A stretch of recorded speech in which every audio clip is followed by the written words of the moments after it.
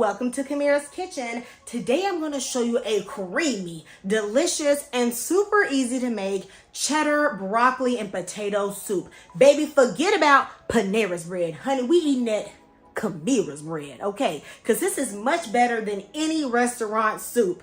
Let's go ahead and get started.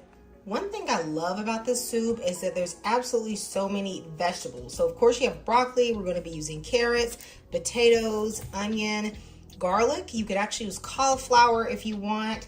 So we're going to start off by prepping the broccoli. This is a broccoli crown, and I prefer these over buying like the stalks on the broccoli because most of the time I just want the florets. So I usually just cut off this stalk. And you don't have to throw this away. You can chop this up and put this in the soup as well if you want to. And then I just hold it and I start plucking off the little florets. They'll come off super easily with a sharp knife. And you want to cut them into chunky pieces. I like to have like big chunks of veggies. I'm not really into like shredded vegetables, not too much in a soup. So this is like the perfect size. It can fit on a soup spoon. In my opinion, okay, I like this size. This one's not bad either, but I'd probably cut this in half just to make it a tad bit smaller. And these are good for me, but you can make them any size you want. Some people want them super tiny like this. Place these in a bowl at the side. The stalk of the broccoli is actually pretty sweet. And this one has a clean end, so you don't have to chop the end off. So what I would do is cut this in half. And the leaf is edible too, so don't throw that leaf away. In fact, the leaf tastes good. And then you just kind of cut it into thin pieces. As long as the stalk is not woody, then it's perfectly edible and it tastes very nice and sweet. For the carrots, you can either leave the skin on or take it off. I'm going to take it off and just save it for a broth. This soup is better than Panera's version because we are up here. We're going to be putting some spices and some flavor on this thing. And so this is not like a Panera copycat recipe per se. So if you're doing like a Panera copycat, they would have you shred the vegetables. But I'm going to have my carrots in chunks that are similar to this. Let me know in the comments, do you like chunky vegetables in your soup? Are you into like pureed soup? I actually do pureed soups. And let me know if you want me to show you one of my pureed soup recipes. I'm gonna add a few potatoes to this recipe because I have lots of potatoes that are on the edge of life sitting around my house. You don't have to add potatoes, but they do add a creaminess. I'm gonna cut these potatoes into about a 1/2 inch cubes and throw them in some water so they don't change colors. To my soup pot, I'm adding 2 tablespoons of high quality butter. When you have a soup that has very simple flavors, the quality of the ingredients become very important. So use a rich, delicious butter. I'm going to first add in my onion, adding a pinch of salt. That salt's gonna draw the water out of the onions. Then I'm gonna saute this for about 3 to 4 minutes. You can see these onions have a nice golden brown color and there's a little bit of brownness developing on the bottom. That is the fond. That's exactly what you want to be happening right now. So I'm gonna put in all of my garlic. Baby, I just love some garlic, okay, in some soup. I'm gonna saute this for about 30 seconds until it is fragrant. I'm now gonna add my carrots. And I'm gonna let these saute as well for about a minute or 2. Carrots have a natural sweetness, so just by allowing them to cook in the butter for a bit, you'll get a better taste out of them. I'm gonna add a little more butter to the soup. I feel like I want this to be very rich, so this is some grass-fed butter. Now I'm gonna put in some cornstarch. You can use flour, but I'm gonna share this with a friend who is gluten-free, so the cornstarch is a better option. I'm going to mix this in while there's not liquid in the pan. That's important because you do not want lumps. This looks good. Okay, this is what you're looking for. I'm immediately going to add in some boiling water. I heated this up in my kettle so that it wouldn't change the temperature of my pan. So I'm putting in about 4 cups of water. And as I'm mixing, you can see that there's a little bit of thickness to this. But there's not any lumps. The chunks you're seeing is the onion and the garlic.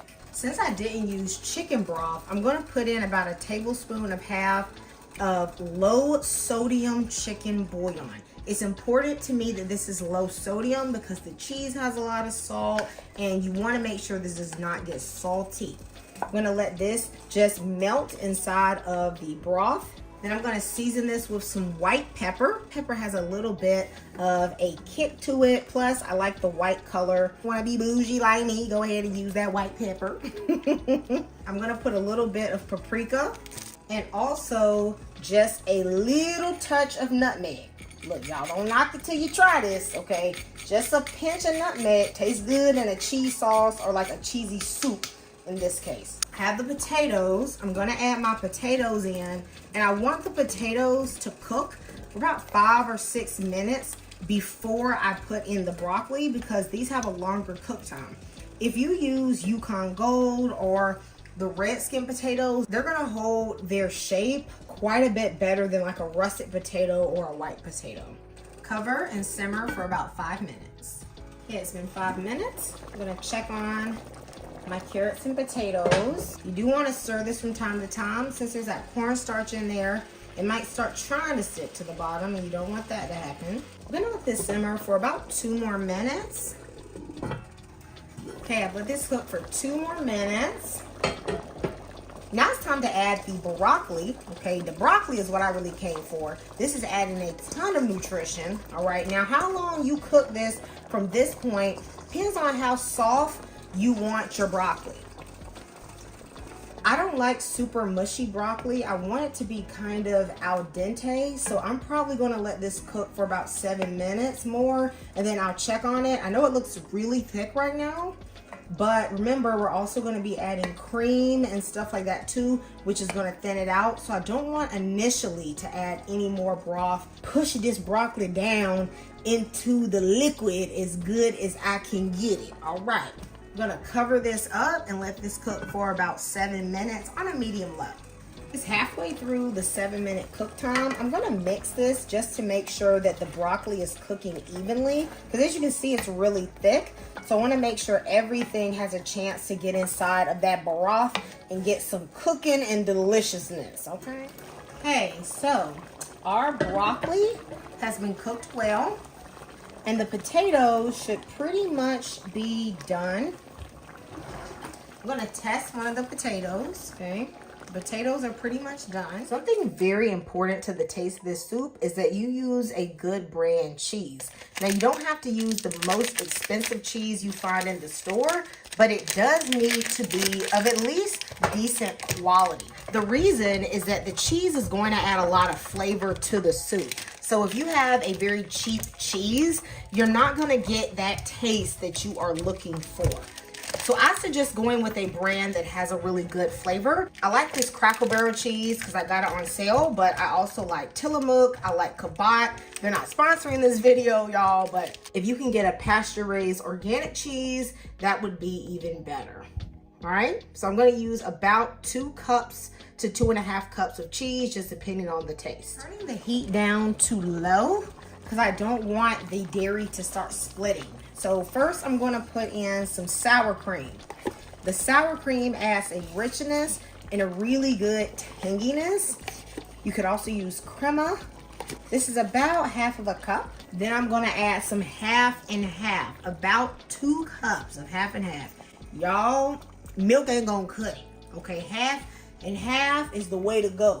Look, if you just gonna use milk, baby, you may not want to do it because I'm telling you, you need the richness in your soup, okay? Look, you ain't gotta be afraid of dairy unless, baby, you lactose, so you're gonna be locked up on that toilet, okay? Then I don't even know why you clicked because you saw there was cheese in this soup, okay? Baby, you can't do no skim milk. If you got to do skim milk, don't even do it. Because I'm telling you, skim milk, it ain't gonna hit the same way. This is about 2.5 cups of cheese. Ooh, now once this cheese melts, you're gonna taste it. You're gonna see if you want more cheese, and then we're also going to adjust the salt and the seasoning. I ended up adding about 1.5 cups more cheese because I wanted a bit stronger of a cheddar flavor, but of course you adjust that to your taste. I'm then going to add some more white pepper and some vegeta. Vegeta is like a vegetable bouillon. This adds a great umami flavor to this dish. You're going to find with just these simple seasonings, you're going to get a great soup. I'm going to serve this with a little bit of bacon, as well as some extra cheese and some delicious bread on the side. Guys, let me know what you think of this recipe. My goodness, this is so delicious. Let me know if you are going to make this. I'll see you next time in Kamira's Kitchen. Goodbye and God bless.